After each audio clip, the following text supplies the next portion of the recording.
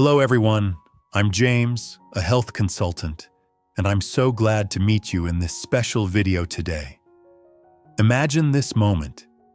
You've reached your 60s, 70s, or even 80s, those years you thought would be a time to enjoy tranquility, to slow down after all the busyness and sacrifices. But instead of peace, you find yourself exhausted, anxious, and sometimes lonely. Not because of physical health, but because of those around you. You've spent your whole life loving, helping, giving, but now you wonder, why do I still feel empty? Why am I not getting back what I had hoped for? I understand that. In my more than 40 years of working with wonderful people like you, I've heard hundreds of stories. I just want them to see how tired I am. Or I don't know how to stop giving when they keep asking.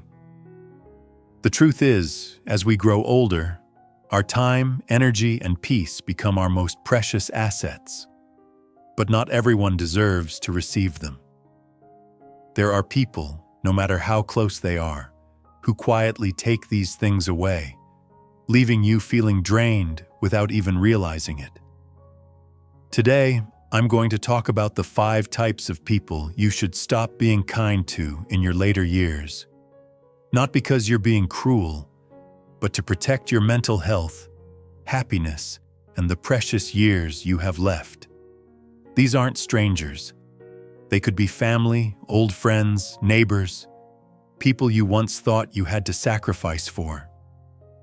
But by the end of this video, you'll know how to recognize them, understand why they hurt you, and most importantly, how to regain the peace you truly deserve. Stay with me, because the 5th type of person could be very close to you right now, and recognizing them may completely change the way you live from this day forward. If you've ever felt tired of giving without receiving or worried that your later years will only be about enduring, hit the like button on this video and leave a 1 in the comments so I know you're here with me. If you haven't subscribed to the channel yet, make sure to click the subscribe button and turn on the notification bell. I'll be bringing you practical tips for living healthier and happier at any age. And if you didn't like this video, feel free to leave a 0. I'd love to hear your feedback to improve. So, are you ready to protect your peace? Let's get started. Type 1. The taker. We start with the first type of person, the taker. Have you ever noticed someone who only shows up when they need something? A call to get a ride somewhere, a small loan, or just to vent, but never asks how you're doing?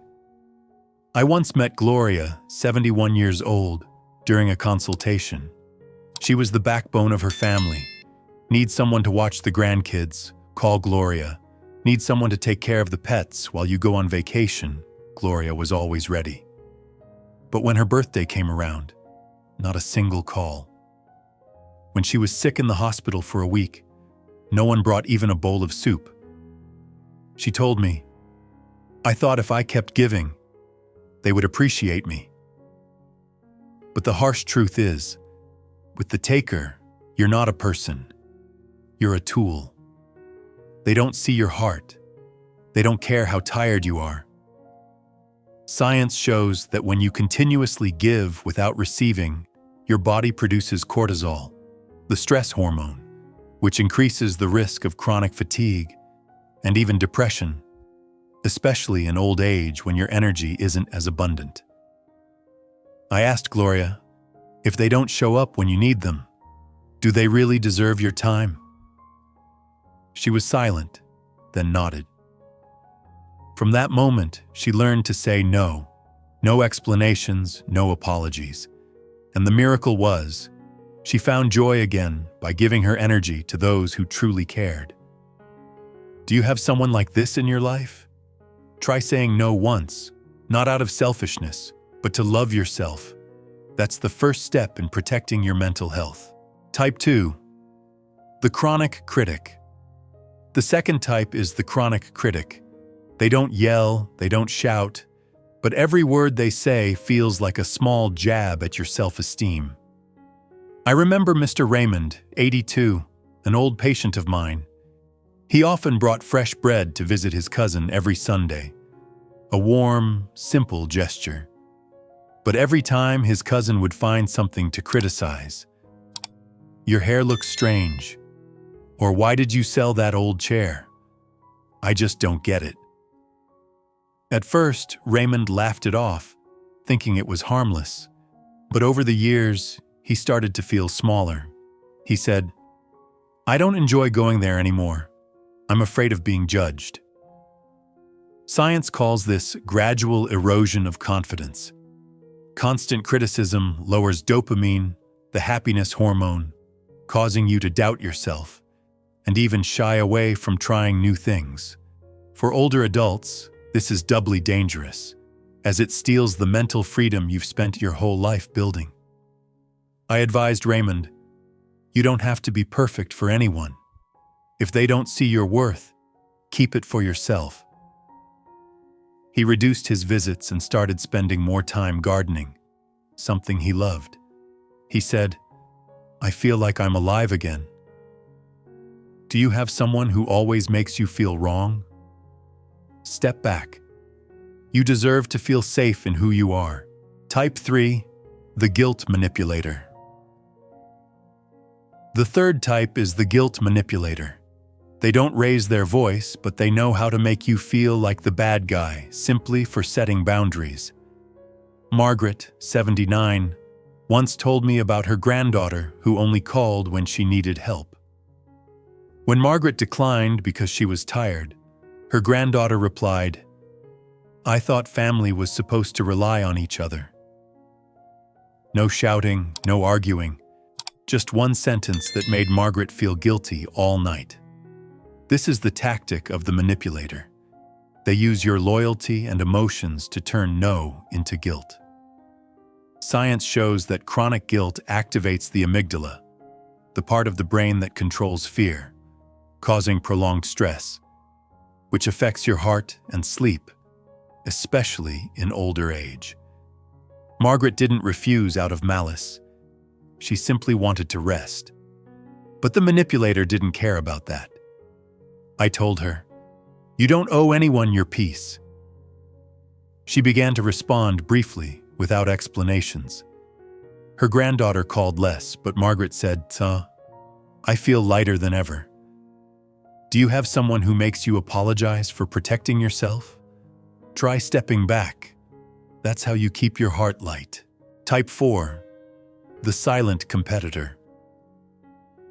The fourth type is the silent competitor. They smile, clap, but always find a way to overshadow you. Helen, 76, once took a painting class to reconnect with her passion. Her best friend Judy also joined, claiming she was there to support her. But every week Judy would say, "Your painting's interesting, a bit too bold for your age," or "I like your innocence, but technique isn't everything." Her soft words, but they made Helen doubt herself.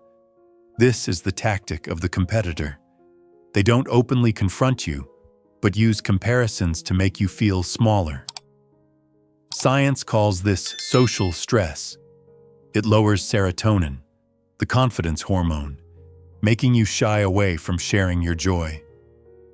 Helen considered quitting the class, but I advised her, "You don't need anyone's applause to be creative." She continued painting, saw Judy less, and said, "I found myself again."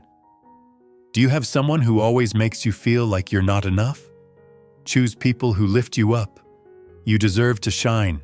Type 5, the passive manipulator. The last type is the passive manipulator. They don't argue, but they use silence or sarcasm to make you second-guess yourself. Harold, 83, had a neighbor, Doug, who would joke whenever Harold asked for help. "I guess you're slowing down now." Or, "I want to keep my knees in good shape."